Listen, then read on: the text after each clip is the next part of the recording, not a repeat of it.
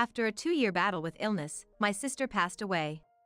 I'm exhausted from taking care of my wife. After saying that, he entrusted me with the responsibility of being the chief mourner.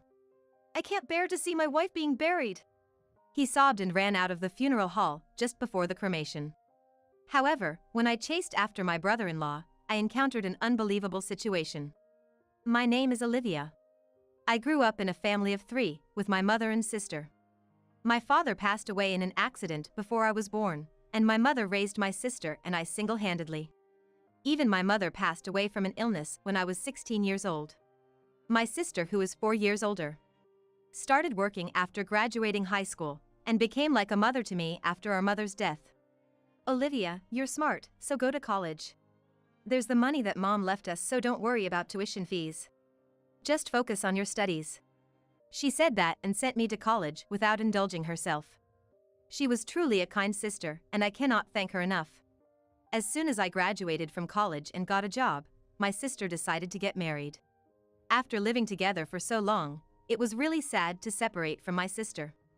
But I was happy to see her looking so happy. My sister gave birth to a sweet daughter and the 3 of them built a warm family. Time passed, and now I'm 40 years old. My sister turned 44. Unlike my sister, I got too absorbed in work and I'm still single. That day, I was on my way back to the office after finishing my lunch break. While waiting for the traffic light at an intersection, my smartphone rang. I looked at the display and saw that it was from my brother-in-law. It was a call from my brother-in-law, which was rare. Hello? Brother-in-law? What's up? Oh, Olivia. Is this a good time? Yeah. I'm outside, so it's noisy. Can you hear me? Yeah, I can hear you. Listen, my wife passed away. What? My mind went blank and my feet stopped moving. The traffic light turned green. Even though it turned green, I stood frozen on the sidewalk, and passers-by glanced at me as they walked past. You're kidding, right? I finally replied to my brother-in-law. Yesterday, her conditions suddenly worsened. It happened so quickly. My sister had been in poor health for about 2 years, going in and out of the hospital. I contacted my sister and visited her as much as I could. But recently, I couldn't go to see her because I was busy with work. I had heard from her emails that she had been receiving home care recently. She mentioned that a home care worker came twice a week. My health has stabilized, so don't worry. Seeing those words in my sister's email, I had convinced myself that she was doing well and recovering at home. But was that really the case? My sister was so kind, maybe she had sent me those words to not make me worry. I deeply regretted not being able to visit her due to my busy work schedule. Thanks to my sister, I was able to graduate from college. Because of that, I was able to join the company I had hoped for. But still, I couldn't help but think that I wasn't able to do anything for my sister when she was suffering the most. Those thoughts kept swirling in my head. Hello? Olivia, are you listening? I heard my brother-in-law's voice from my smartphone. Oh, right, I was on a call. Oh, I'm sorry, brother-in-law. I understand. You suddenly heard about your sister's death. I have a favor to ask you, Olivia. Yeah, I'll do whatever I can. That means a lot, I appreciate it. Actually, I am so exhausted. Olivia, could you be the chief mourner? Huh? I didn't know how to respond to my brother-in-law's unexpected request. I've been taking care of her for a long time, and I'm really worn out. Besides, it's too hard for me to handle the funeral. You're strong, Olivia. Please, I'm begging you. Well, if you think I'm suitable. That's great. She would be happy if you were the chief mourner. Our daughter is still 16 and a minor, so we can't ask her. I remember that my brother-in-law's parents have already passed away. And he's an only child. If my brother-in-law can't fulfill the role of the chief mourner, then it would be up to me. Thank you, Olivia. I've already had most of the arrangements made with the funeral home. Just follow their instructions, and it'll be fine. In this unexpected turn of events, I was confused, but I just wanted to see my sister as soon as possible. I returned to the office, explained the situation to my boss, and hurried to my sister's house. I arrived at my sister's house and rang the doorbell. Hello? It was my niece, Claire, who answered. Claire? It's me, Olivia. Aunt Olivia. The door opened, and Claire, with her eyes red from crying, came out. Claire, I heard from your dad. It's true, isn't it? Yeah. Mom is inside. Come in. It had been a while since I last visited my sister's house. When was the last time I came here? I never expected that the next time I would visit would be to say goodbye to my sister. I entered the room, and my sister was lying on the bed. Her face covered with a white cloth. Sis. I gently removed the white cloth, revealing my sister's face as if she were peacefully sleeping. If I called out to her, it felt like she would open her eyes any moment now. Sis. Open your eyes. I called out to my sister while crying, but she didn't open her eyes. She had really passed away. Hey, Claire, where's your dad? I asked Claire, who had been standing next to me, crying together as she watched the meeting between me and my sister. Dad said he can't bear to stay in this house anymore. He's going to book a hotel and stay there tonight. He told me that Aunt Olivia will come soon, so I should wait with Mom. And here, this is the contact information for the funeral home. I was surprised by my brother-in-law's actions when I heard Claire's story. Even if he was exhausted from taking care of my sister, leaving his beloved wife behind, let alone his own daughter, and staying alone in a hotel. It seemed a bit heartless of my brother-in-law, but I think taking care of someone for 2 years must have been tough. Perhaps due to the exhaustion and shock, my brother-in-law ended up doing things that I couldn't even imagine. I couldn't blame him. What I could do was to prepare and send off my sister so that she could rest in peace. I suppressed my grief and contacted the funeral home. The funeral was scheduled for 2 days later. According to the explanation from the funeral home, it was my sister's wish to have only family and a limited number of people sent her off. Even while struggling with her illness, she cared about what would happen after she was gone. How strong was my sister, really? Surely, taking on the role of a mother figure for me made her more responsible than necessary. I wished she could have lived much longer, especially considering the hardship she faced when she was young. Until the day of the funeral, I tried calling my brother-in-law several times. But he didn't answer the phone. Was he bedridden from mental exhaustion? Just as I was worrying, I finally received an email from my brother-in-law. Olivia, I'm sorry for causing you worry. I'll attend the funeral tomorrow. I felt relieved that my brother-in-law had replied, and a weight was lifted off my chest. And the day of the funeral arrived. Claire and I headed to the funeral hall on the car carrying my sister's coffin. My brother-in-law was going to come directly from the hotel to the funeral hall. As I looked up at the sky through the car window, there wasn't a single cloud in sight. In my heart, it was pouring rain with tears, but the sky felt like my sister was saying, Olivia, don't be sad. While I was lost in the memories of my sister, we arrived at the funeral hall. At the entrance, there was a sign with my sister's name written on it. Sis, it really is a farewell, huh? I felt an indescribable mix of emotions. My sister's coffin was brought into the hall and placed in rest. During the time before the funeral began, Claire and I spoke words of memories to our sleeping sister inside the coffin. Then, my brother-in-law appeared. Claire, Olivia. Are you okay, brother-in-law? Yeah, I'm really sorry for leaving everything to you, Olivia. It's okay. Thank you so much for taking care of my sister for such a long time. And the funeral began. Me, my sister's family and my sister's close friends came to attend the funeral. It may not have been a grand funeral, but everyone got the chance to say their goodbyes to my sister. It may sound strange to say it was a funeral befitting my sister, but that's how I felt. And when the preparations were being made for the burial, an incident occurred.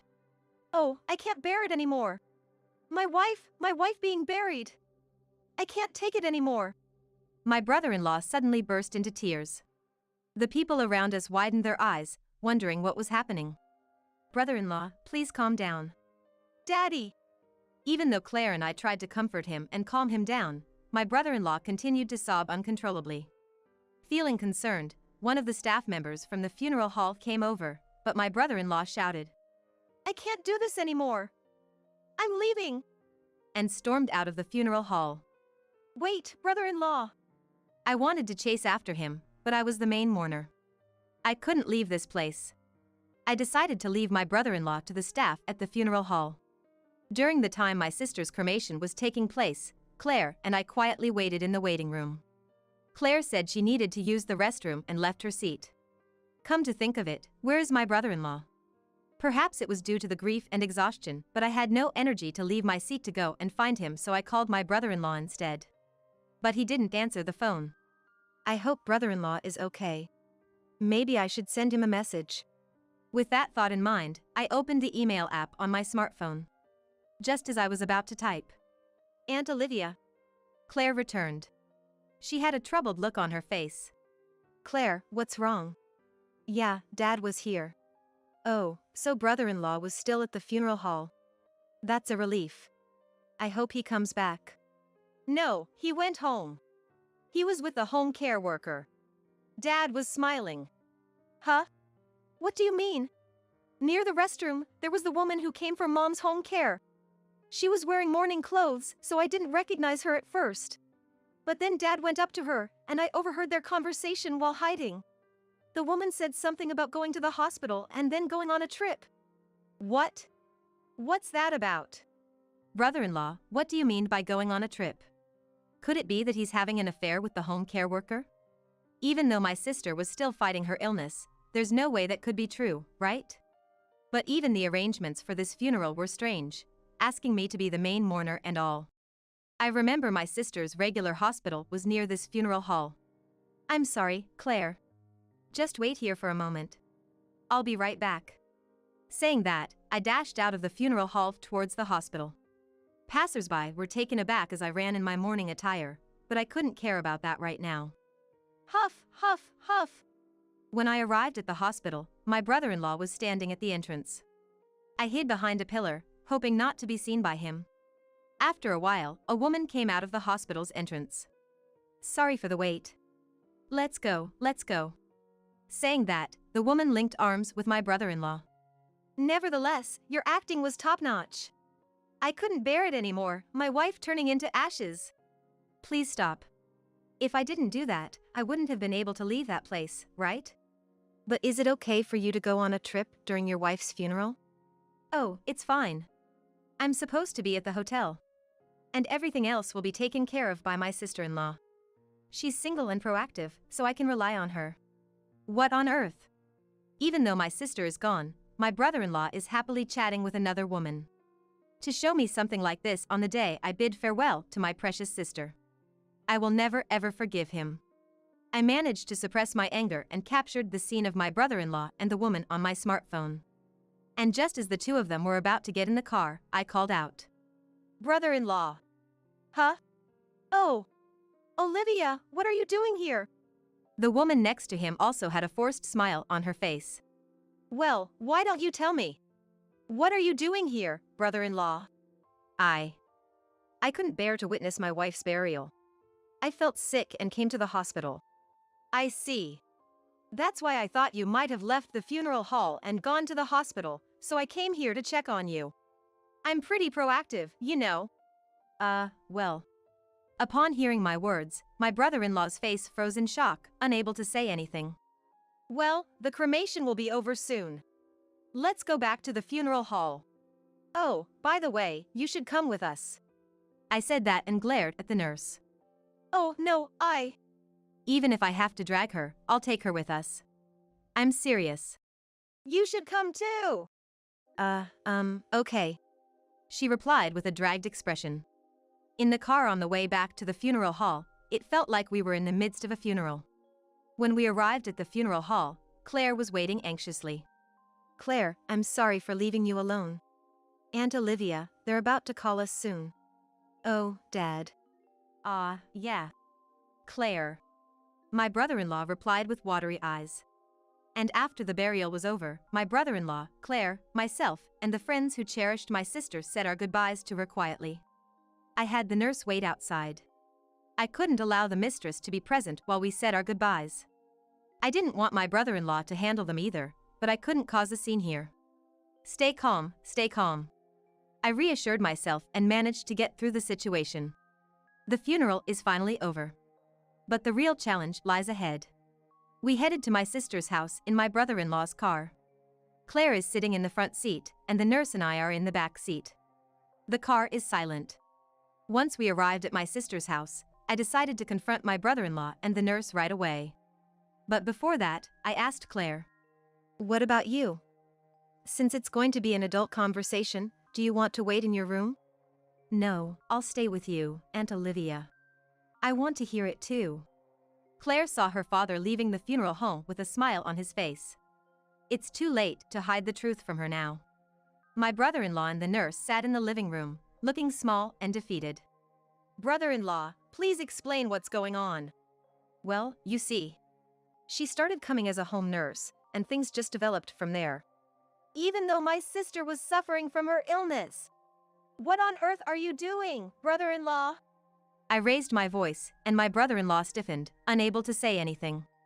"You said you stayed at the hotel because you were tired, but it was really to meet this woman, wasn't it?" "Well, I was really exhausted. So, what's wrong with finding some comfort?" "What? That doesn't justify doing something like this." I slammed my hand on the table. My brother-in-law froze in place, unable to say a word in the face of my intensity. At that moment, Claire, who had been observing the situation all along, spoke up. "I was the one taking care of Mom most of the time." "What? What do you mean?" I turned to Claire. "Well, Daddy is only home when the nurse comes. And he leaves with her when she goes." "Claire, what are you saying?" "But it's the truth, right?" To my surprise, my brother-in-law couldn't say anything in response to his daughter's input. Now it's the nurse's turn. "And you? After doing something like this, do you really think you can get away with it?" I wonder what my face looks like now. I'd like to see it in a mirror. This must be the face of pure rage. "Oh, I am truly sorry." No one can stop my momentum anymore. It's surprising to see myself, who rarely raises my voice, pursuing the other person with such a forceful tone. I never knew I had this side to me. Maybe my sister is lending me her strength. Brother-in-law, crying inconsolably before the cremation was all an act, right? And going on a trip during my sister's funeral. What are you really thinking? I will never forgive you. However, the nurse made a final desperate attempt. "Sister-in-law, you say this and that, but where is the evidence?" Bam. "This should be enough evidence," I declared as I thrust the photo I took at the hospital earlier. Clear as day, it shows my brother-in-law and the nurse walking arm in arm, laughing. The nurse couldn't say anything anymore. "Apologize to my sister," I shouted at them with the loudest voice I had all day. "Oh. Okay, I get it," they said as my brother-in-law and the nurse quietly stood in front of my sister's picture and apologized. After that, I took the appropriate steps to report my brother-in-law's actions with the nurse to the hospital that she worked. The nurse was severely reprimanded by the hospital and ultimately fired. The nurse's reputation quickly spread to other hospitals, making it difficult for her to find another job. And now, I'm living with Claire. If I were to find out that my father was secretly involved with a nurse while my mother was battling an illness, it would be natural for me to not want to live together. But no matter what kind of father he is, Claire is still his child. Although my brother-in-law made a mistake, he is also the person my sister chose to marry. I have no intention of forcibly separating Claire from my brother-in-law. However, I intended to stay by Claire's side until her feelings settled down. My brother-in-law, of course, broke up with the nurse. It seems he desperately clung to her afterward, saying things like, "Don't leave me. Now we can openly be together. Let's get married. But it seems she has completely lost interest in him. Furthermore, they seem to be in a heated dispute over compensation, saying things like, "How are you going to make up for getting me fired because of you?" And now, even Claire has left him, and he seems to have aged considerably. The other day, when Claire secretly went to check on him, he was kneeling in front of my sister's picture apologizing. Claire waits for me and cooks dinner when I come home late from work. She also subtly helps with household chores and is truly a good child. "Claire, you can take it easy." When I said that, Claire responded, "It's fine. I actually enjoy doing household chores. Maybe I take after Mom since she also liked taking care of the house." She smiled as she said that. One day, while having dinner, Claire told me something. "Hey, Aunt Olivia, you know what? Mom knew about Dad and the nurse." "Huh? I didn't know how to respond. But you know, Mom's body was already weak, so she couldn't do anything herself, but she said Aunt Olivia would take care of it. And it turned out just like she said. Claire said that with a slightly lonely smile. Then, looking at my face, she said, "By the way, Aunt Olivia, you were really impressive back then. You were like a demon." And burst into laughter. Hey, stop it. As I looked at Claire's smile, I thought that I wanted to support her forever from the bottom of my heart. Just like how my sister became a mother figure to me.